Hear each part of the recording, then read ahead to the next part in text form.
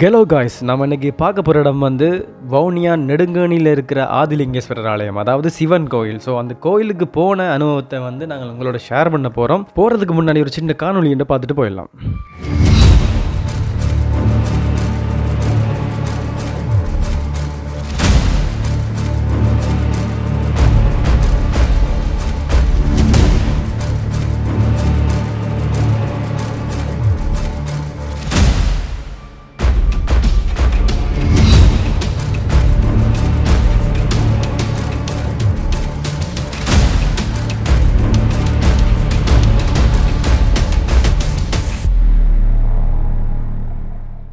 ஜெஃப்னாலிருந்து நம்ம கேங் 4 பைக்கில் நம்ம பயணத்தை ஆரம்பித்து சங்குப்பட்டி வழி அதோட மொத்த அழகையும் பார்த்து கொண்டு அடிக்கடி அப்பப்போ நம்ம மூஞ்சையும் காட்டிக்கொண்டு இயற்கையோட அழகையும் பார்த்து கொண்டு அளவான வேகத்தில் ஒரு வழியாக கிளிநொச்சியை வந்து அடைஞ்சிட்டோம். கிளிநொச்சியோட அழகை பற்றி சொல்லவே தேவையில்லை, பார்த்தாலே தெரியும் அப்படி ஒரு அழகான இடம்.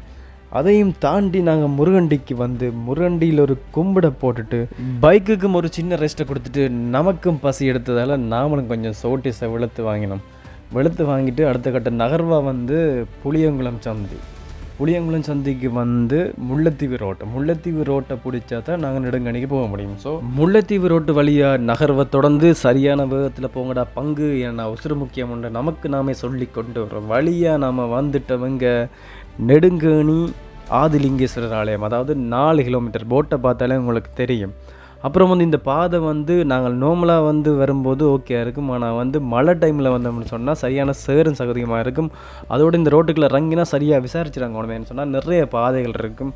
ஒரு இடையில் வந்து நாங்களே வந்து கன்ஃபியூஸ் ஆகிட்டோம், என்ன சொன்னால் பாதையை மிஸ் பண்ணிட்டோம்.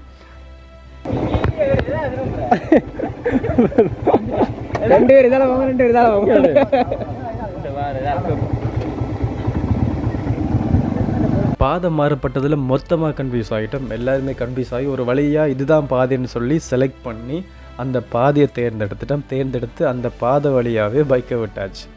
ஸோ நார்மலாக வந்து இந்த இடத்தையும் பாருங்கள், வந்து எவ்வளோ ஒரு அழகான இயற்கையான இடம்னு சொல்லி தோட்டம், 2 சைடும் தோட்டம் இருக்கும், பார்க்கவே அழகாக இருக்குது. அதோடு வந்து நாம் போகும்போது நிறைய பாதைகள் வந்து கலைப்பாதைகள் வந்து பிரிஞ்சு கொண்டே இருக்கும். ஸோ நாங்கள் சரியாக விசாரித்து அதன்படி தான் நாங்கள் உள்ள இறங்கணும். நீங்கள் தயவுசெய்து உள்ளுக்கு வந்தீங்கன்னு சொன்னால் விசாரித்து இறங்குங்க. உள்ளுக்கு இறங்கி போகும்போது ஒரு பாலம் கொண்டு வரும். இந்த பாலம் வழியை தான் நாங்கள் வந்து அந்த நெடுங்கணி ஆதிலிங்கேஸ்வரர் ஆலயத்துக்கு போகிறோம், அதாவது சிவன் கோயிலுக்கு போகிறோம். இதில் கூட சின்ன தடமாட்டம் வந்து எங்களுக்கு இதுதான் பாதையான்னு சொல்லி கன்ஃபியூஸ் ஆகிடுச்சு. அப்புறமா நண்பர் ஒருத்தர் வந்து திரும்பி விசாரித்ததுக்கு அப்புறமா தான் உசுரே வந்துச்சு. சரி இதுதான் பாதைன்னு சொல்லி வண்டி ஏறுற கைப்பிள்ளைன்னு சொல்லி நகர்ந்தாச்சு. நகர்வை தொடங்கி உள்ளே போனதுக்கு அப்புறம் தான் தெரியும் இது ஒரு ஒத்தையடி பாதை. அதுவும் நாம் போன டைம் வேறு மழை வேறு பெஞ்சிருக்கு, கன்ஃபியூஸ் ஆகிடுச்சு உள்ளே போகலாமா வேண்டாமான்னு சொல்லி. தயவுசெய்து மழை டைம் வந்து யாரும் வராதாங்க, இதுக்கெல்லாம் போயிடாது. ஒன்லி டிராக்டர் மட்டும்தான் போகலாம். மழை டைம் வந்து பைக்கில் போகிறது சாத்தியம் இல்லாத ஒரு விஷயம்னா சரி இருந்தாலும் நாங்கள் சிவனை பார்க்க வந்துட்டோம், போகலாம்னு சொல்லி முடிவெடுத்து சரின்னு சொல்லி வலிக்கிட்டா அதுக்கப்புறம் வர்றதை நீங்களே பாருங்கள் என்னென்ன பாடெல்லாம் பாட போகிறோம்னு சொல்லி. ஐயோ மணியா இருக்கணும் இந்த புல்லு.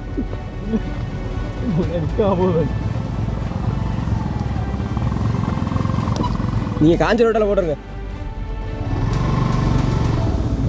இந்த ரோட்டை முடிச்சு நல்லா தான் கூட என்ன பத்திரி வாங்க.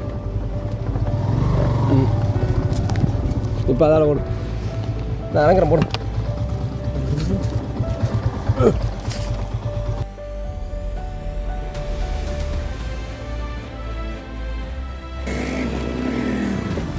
பசி ரொம்ப கஷ்டப்படுறீங்க.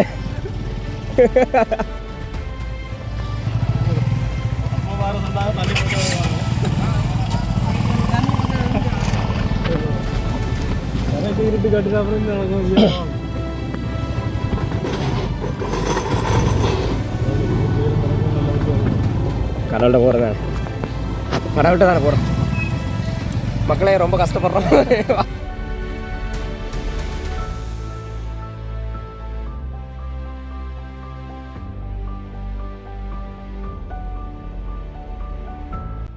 நீங்களே பார்த்துருப்பீங்க மக்களை, இது எப்படி எனக்கு காட்டுப்பாதைன்னு சொல்லி. ஸோ இந்த காட்டுக்கால போகிற டைம் வந்து மழை டைம் வந்து தயவுசெய்து வந்துடுறாங்க, எவ்வளோ கஷ்டப்படணும். சரியாக கஷ்டப்பட்டு தான் நாங்கள் கொஞ்சம் கொஞ்சமாக பைக் கொண்டிருக்கோம்.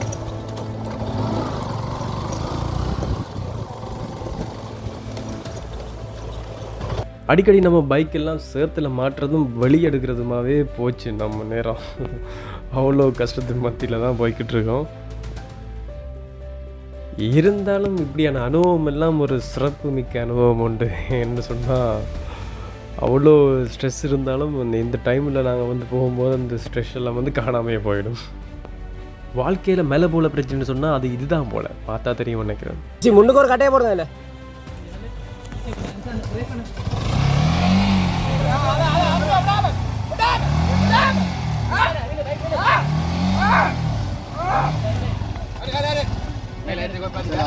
சரி, இதால போடுங்க, இதால போடுங்க.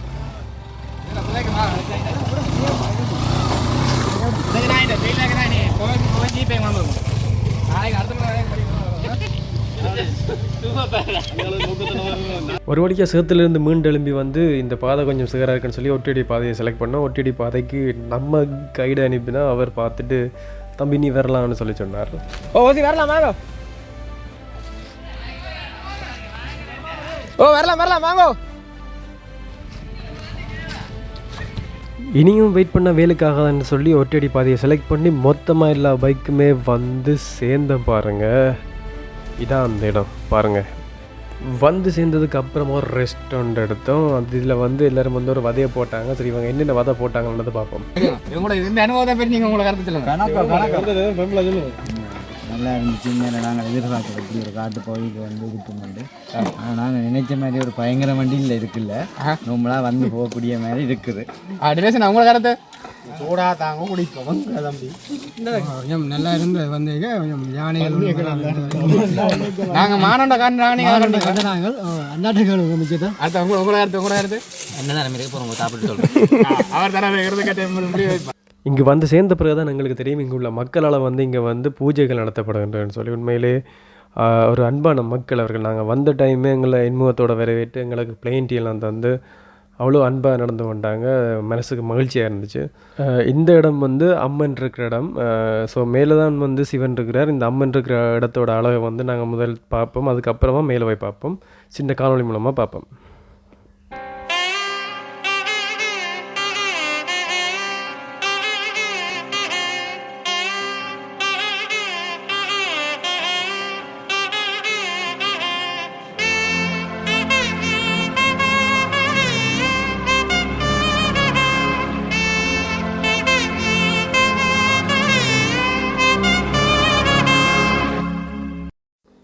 இந்த அம்மன் கோயிலின் மேல் பாறைகளில் வந்து கல்வெட்டுகள் காணப்படுகின்றது. இது வந்து அந்த காலத்தில் வந்து செதுக்கப்பட்ட எழுத்துக்கள். ஓகே கைஸ், நாங்கள் ஒரு வழியாக அம்மன் கோயிலில் பார்த்தாச்சு. இந்த அம்மன் கோயிலில் சைட் பக்கத்தில் போனால் தான் வந்து சிவன் கோயில் அடைய முடியும். ஸோ நாங்கள் இந்த சிவன் கோயிலை பார்க்குறதுக்கு முதல் கட்டமாக அடியெடுத்து வச்சாச்சு. அதுக்கு முன்னாடி இங்கெல்லாம் நிறைய குரங்குகள் இருக்குது. ஸோ நீங்கள் கொண்டு வர உடைமைகளை வந்து பாதுகாப்பாக வச்சுருங்க. ஏன்னா காணாமல் போனால் அதுக்கு யாருமே பொறுப்பு இல்லை. நேரம் போயிட்டு மச்சான் வேகமாக நடன்னு சொல்ல அவனும் வேகமாக நடந்து காட்டுப்பகுதிகளால் ஒரு பாறையை வந்து அடைகிறோம். இந்த பாறையில் வந்து ஒரு சின்ன ஒரு கிணறு மாதிரி தெரியுது. அதாவது வந்து இது வந்து ஒரு நீர்த்தக்கம் நிறைய நாளாக வத்தாமல் இருக்குன்னு சொல்லி சொல்கிறாங்க. உண்மையிலே பார்க்க ஒரு அழகான ஒரு விஷயம் உண்டு. இந்த நீர்த்தக்கத்தை பார்க்கும்போது உண்மையிலே அழகாக இருக்குது. பார்த்தா தெரியும் உங்களுக்கு, பாருங்கள். ஸோ இதை பார்த்துட்டு அடுத்த கட்டமாக நாங்கள் மேலே ஏறினா இங்கேயும் ஒரு தெய்வம் வந்து காணப்படுது. இதையும் பார்த்துட்டு நாங்கள் அடுத்த கட்டமாக வந்து மேலே ஏற போகிறோம். ஸோ மேலே ஏறுறதுக்குரிய படி வந்து இதில் காணப்படுகிறது. இந்த படி மூலமாக ஏறித்தான் மேலே இருக்கிற மலைக்கு போய் இப்போ அந்த மலையிலேருந்து மேலே போனால் சிவனை பார்க்கலாம். ஸோ நாங்கள் இந்த மலையில் வந்து ஏறும்போது சரியான சேஃப்டியாக இருங்க. இதில் வந்து கைத்தை பிடிச்சோன்னா ரொம்ப வழுக்கக்கூடும். தயவுசெய்து நீங்கள் வந்து சேஃப்டியாக ஏறிக்கோங்க. எப்போயுமே சேஃப்டி முக்கியம். எல்லாருமே மேலே ஏறி வந்தாச்சு. மேலே ஏறி வந்ததுக்கு அப்புறமா நாங்கள் பார்த்த ஒரு விஷயம் வந்து ஒரு அழகான ஒரு தருணம் ஒன்று. இதை பாருங்கள். இந்த மலையை பார்க்கும்போது கடவுளையே கொண்டு வந்து வச்ச மாதிரி இருக்கும். அப்படி ஒரு மலை ஒன்று சொல்லி. இந்த மலைத்தொடர் வந்து மிகவும் ஒரு அழகாக இருக்குது. இதில் இருந்து பார்க்கும்போது இதனோட வியூ வந்து அவ்வளோ மனசுக்கு ஹாப்பியான ஒரு விஷயம் உண்டு. இதில் வந்து பார்க்கும்போது மொத்த சந்தோஷம் எங்களுக்கு கிடைச்ச மாதிரி ஒரு ஃபீல் ஒன்று இருக்கும். அதை விட ஸ்பெஷல் என்ன சொன்னால், நாங்கள் இது வழியாக ஏறி மேலே போனால் மேலே தான் நாங்கள் தேடி வந்ததை பார்க்க போகிறோம். அதாவது சிவனை பார்க்க போகிறோம். ஆதிலிங்கேஸ்வரர். இந்த சிவன் வந்து எவ்வளோ ஒரு அழகான இடத்துல இருக்கிறாருன்னு சொல்லி பாருங்கள். இது வந்து 250 அடி உயரமுடைய ஒரு பாறை ஒன்று சொல்லி. இந்த மலையில் 250 அடி உயரம்னு சொல்கிறாங்க. இந்த மலையில் பாருங்கள், இந்த அழகான இடத்துல சிவன் இருக்கிறார். ஸோ இந்த சிவனை பார்க்குறதுக்கு முன்னாடி இவர் இந்த எவ்வளோ அழகான இடத்துல இருக்கிறாருன்னு சொல்லி ஒரு காணொளி மூலமாக பார்ப்போம்.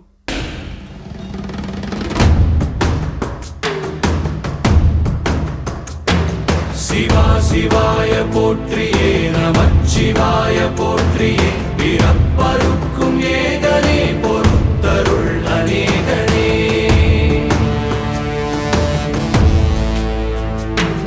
பரம்பொருள் உன்னாமத்தை கரங்குவித்து பாடினோம் இறப்பிலி உன் கால்களை சிறங்குவித்து தேடினோம்.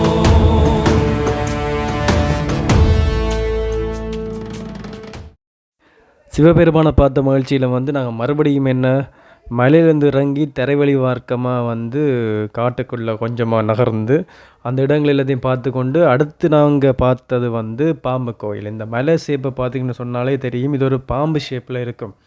இதை பாம்பு கோயில்னு சொல்கிறாங்க அந்த பிரதேசத்து மக்கள். ஸோ நாங்கள் இதையும் பார்த்துட்டு இந்த பாம்பு கோயிலையும் கும்பிட்டு அடுத்த கட்டமாக நகர்றோம். நாங்கள் அடுத்தடுத்து பாறை இடுக்களுக்கு நடுவாக நாங்கள் மெல்ல மெல்ல நகர்ந்து ஒரு மலைத்தொடர் நோக்கி நகர்ந்து போகிறோம். இந்த மலைத்தொடர் வேறு எதுவும் இல்லை, நாங்கள் மேலே நின்றம் தானே, அதோட பேக் சைட் இது. இதை பார்த்தீங்கன்னா தெரியும் இது எவ்வளோ பெரிய உயரமானதுன்னு சொல்லி 250 அடி உயரம். ஸோ நாங்கள் அதையும் பார்த்துட்டு காட்டோட மொத்த அழகையும் பார்த்து கொண்டு போகிறோம். ஏன்னு சொன்னால் இயற்கை அழகை பார்க்குறது கொடுத்து வச்சுருக்கணும். ஸோ இது எங்களுக்கு கிடைச்ச ஒரு நல்ல சந்தர்ப்பம் உண்டு. நாங்கள் பார்த்தபடியே நகர்ந்து கொண்டு போகிறோம். ஸோ எல்லாருக்கும் சந்தோஷம். கொஞ்சம் கொஞ்சமாக நகர்ந்து நாங்கள் அம்மன்ற தளத்துக்கு போகிறோம். ஏற்கனவே நாங்கள் ஸ்டார்டிங்கில் பார்த்து தளத்துக்கு போகிறோம். நான் இங்கே ஒரு முக்கியமான விஷயம் உங்களுக்கு காட்ட போகிறேன். மறக்காமல் நீங்கள் பாருங்கள் அந்த விஷயத்தை இருக்கா. காட்டை விட்டு வெளியே பழையபடியாக அம்மன்ற தளத்துக்கு வந்துட்டோம். இதில் ஒரு விஷயம் நான் காட்டுறேன் பாருங்கள். இதில் காட்டுற வீடியோ நாங்கள் ஏர்லி மார்னிங் வந்த டைம் எடுத்த வீடியோ இதில் அம்மனுக்கு பூஜை செய்யலைன்னு முடியலை. இதில் பேக்ரவுண்டில் பார்த்தீங்கன்னு சொன்னால் ஒரு ஒளி ஒன்றுமே எதுவுமே தெரியாது. ஸோ இதுக்கு பிறகு காட்டுற வீடியோ பாருங்கள். இது நாங்கள் வந்த டைமில் எடுத்த வீடியோ. காட்டோட வெளியே அப்புறம் அந்த சூரிய வெளிச்சம் பாறைகளுக்கு நடுவால் அந்த அம்மனுக்கு பின் சைட்டில் நிற்கிது பாருங்கள். அவ்வளோ ஒரு புதுமையான ஒரு விஷயம் மாதிரி தெரியுது எனக்கு பார்க்கும்போது. உண்மையிலே அதை பார்க்க ஒளிவட்டம் மாதிரி ஒரு மெய்சிலிக்க வைத்த வீடியோ உண்டு இது. எல்லாம் பார்த்த பிறகு எல்லாருக்கும் செம்ம பசி. உண்மையிலே ஒரு விஷயம் சொல்ல போனால் இங்குள்ள மக்கள் உண்மையிலே ஒரு பாசமிக்க மக்கள்னு தான் சொல்லலாம். என்னென்னு சொன்னால் அவ்வளோ பேருக்கும் எங்களுக்கு உணவளித்து எல்லார்ட்ட பசியை போக்கியிருக்கிறாங்க. உண்மையிலே சந்தோஷமான ஒரு விஷயம் அவர்கள்ட்ட பண்புகளை பார்க்கும்போது உண்மையிலே எங்களுக்கு ஒரு இதயம் குளிர்ந்த மாதிரி இருந்துச்சு. உண்மையிலே அவங்களுக்கு ஒரு எங்களோட நன்றிகள், கோடான கோடி நன்றிகள். வயிறார சாப்பாடு போடுறேன்னு சொல்கிறது சாதாரண விஷயம் இல்லை, அது ஒரு மனசுக்கு அப்பாற்பட்ட அன்பு சார்ந்த ஒரு விஷயம் ஒன்று. ஸோ அப்படி எங்களை அவங்களோட வீட்டு பிள்ளையாக கவனித்தாங்க. ஸோ அந்த மக்களுக்கு அது நன்றியை கூறிக்கொண்டு எங்களோட பயணத்தை இதோட முடிச்சு கொள்கிறோம். ஸோ மக்களை நீங்கள் பார்க்கணும்னு ஆசைப்பட்டால் நெடுங்கணியில் இருக்கிற வெடுக்குநாரி சிவன் கோயில்னு சொல்லி விசாரித்து மேப்பில் சர்ச் பண்ணால் காட்ட நினைக்கிறேன். நீங்கள் பார்த்து வாங்க, உங்களுக்காக இந்த ஊர் மக்கள் உதவி செய்வாங்க. பார்க்க விருப்பமுள்ள ஆட்கள் பாருங்கள், சிவனோட தரிசனத்தை பெற்றுக்கொள்ளுங்கள். ஸோ நன்றி, வணக்கம்.